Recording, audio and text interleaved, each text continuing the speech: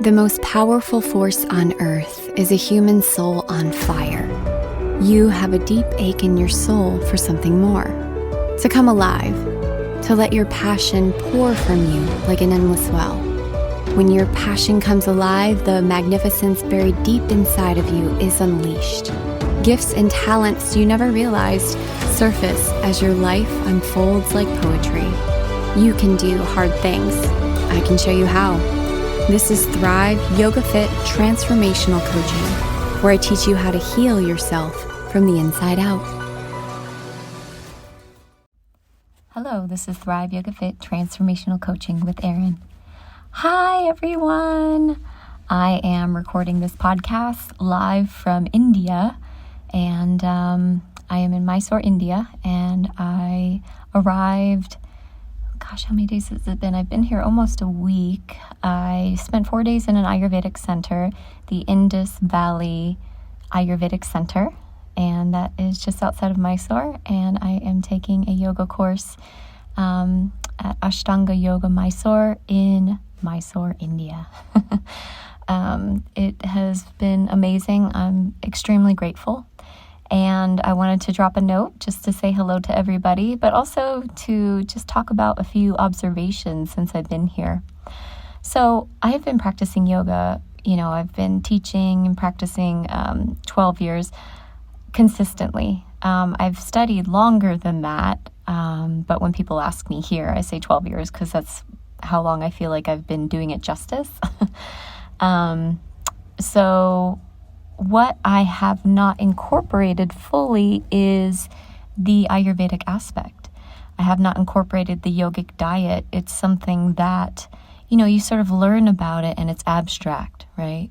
Because even though I've had some Ayurvedic food on retreats and I've read books, they say it's like you can't learn Ayurveda from a book, just like how you can't learn yoga from a book. But the problem is when you don't grow up around a lot of the concepts that are naturally in the culture, it's difficult to try to adopt that, especially when, the diets of Americans is like completely opposite, like so much meat and so much grease and, refined carbohydrates and, things aren't fresh and everyone's go, go, go. So, just talking with some of my classmates like Shravani and Anjali and Ananya, I have learned that they have grown up with a sort of rhythm to eating, certain concepts and principles that, at least in my household, and maybe you can relate to this,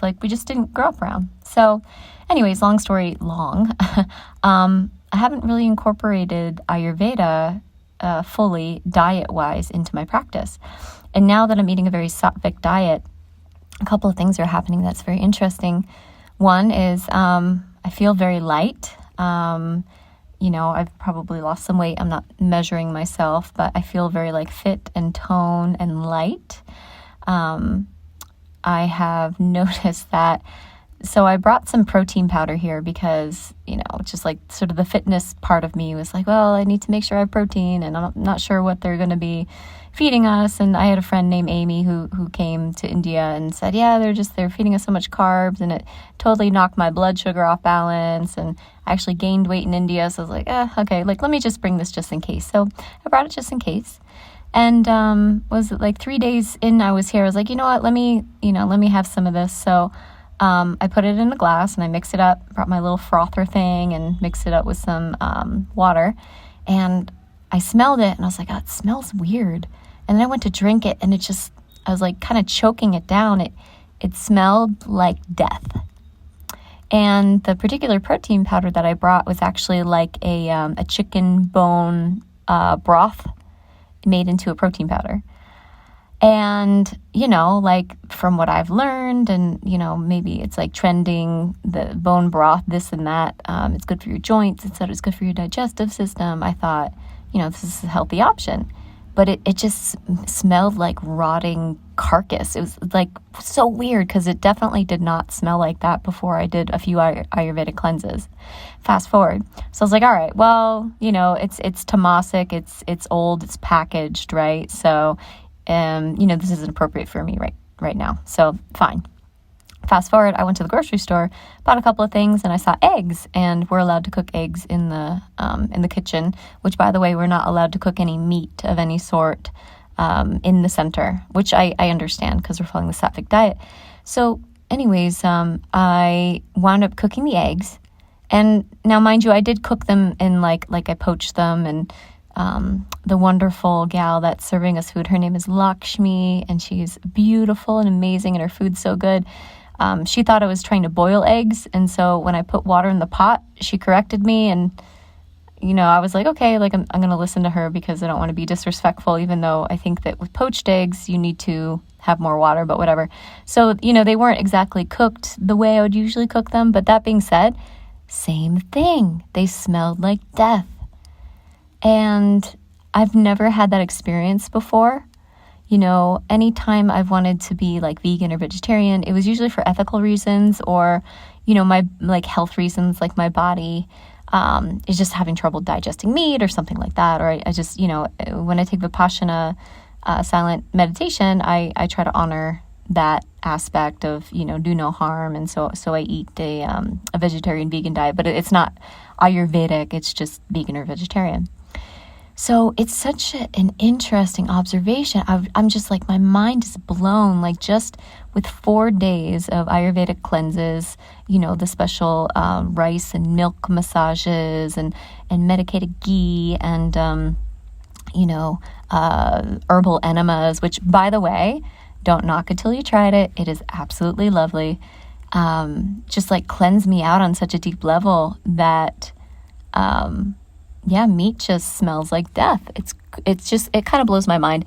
And by the way, I don't judge anyone for eating meat or anything, I was eating it before I came and it shifted me. So now I'm kind of repulsed by it.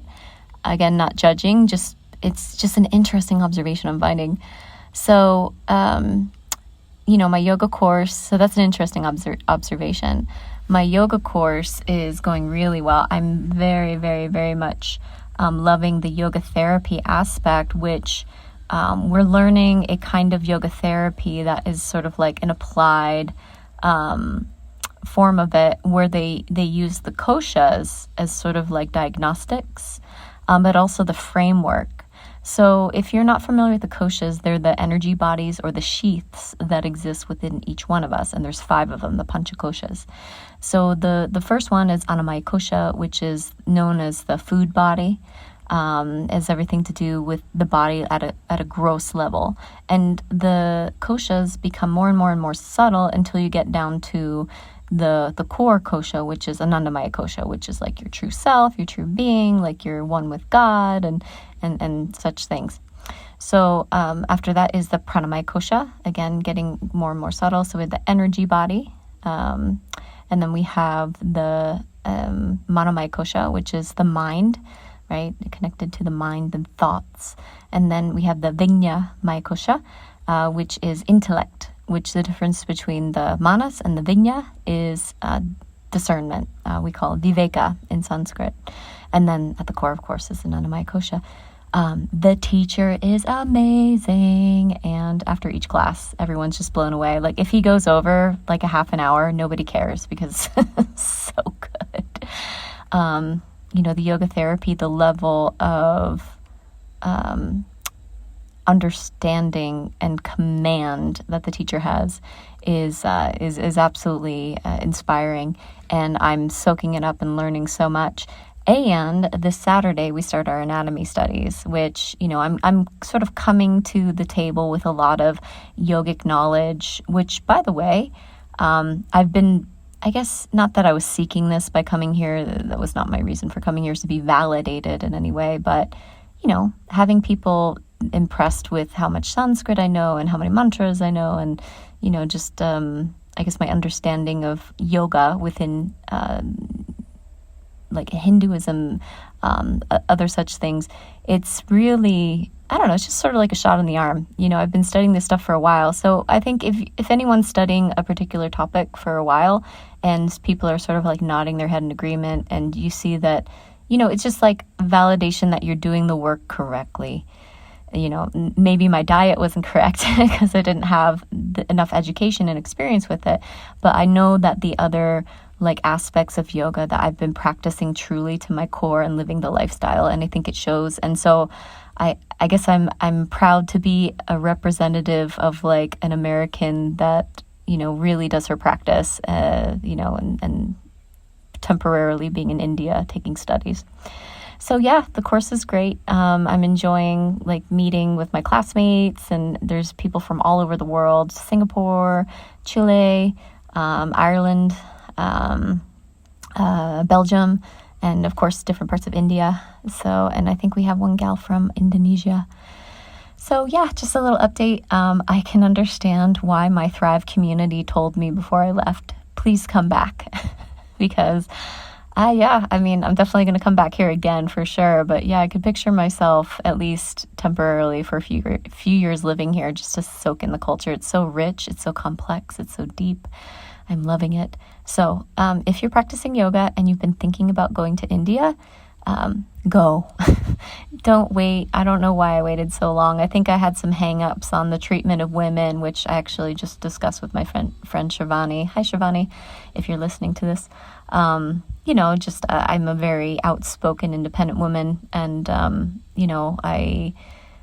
if a man comes at me with judgments and opinions or a fierce attitude, I will rise to the occasion, and I get kind of, not angry. I just I command respect. So that being said, the people here are so awesome and nice. The treatment here, and maybe it's just because I'm in a yoga course, I'm sure that's part of it, but it's been lovely. I don't feel disrespected. I feel loved, and I feel, people are appreciating me, and I appreciate them. So thank you so much for listening. I do have one spot left for Costa Rica. If you want to come with us in 1 month to my yoga teacher training, I'm going to be taking a lot of the information lessons that I'm learning here, as well as all my background with life coaching and mantra and sound healing and Ashtanga. And we're going to have an amazing time. I rented out a giant mansion. We are going to be doing yoga every single day, learning the core principles of how to apply it in your life. There's also 2 online modules, and anything that you need to make up, but you can always do online or in another training. So again, have a great day, and namaste. Thank you so much for listening. If you want to support the podcast and if it's helping you, please consider writing a review. You can go to iTunes or Google Play, go into the search bar and type in Thrive Yoga Fit Transformational Coaching, scroll down, and you can leave a review. This helps other people to find me, as well as bumps us up in the search ratings. Also, this podcast is sponsor-free, so that means we don't receive anything for doing it.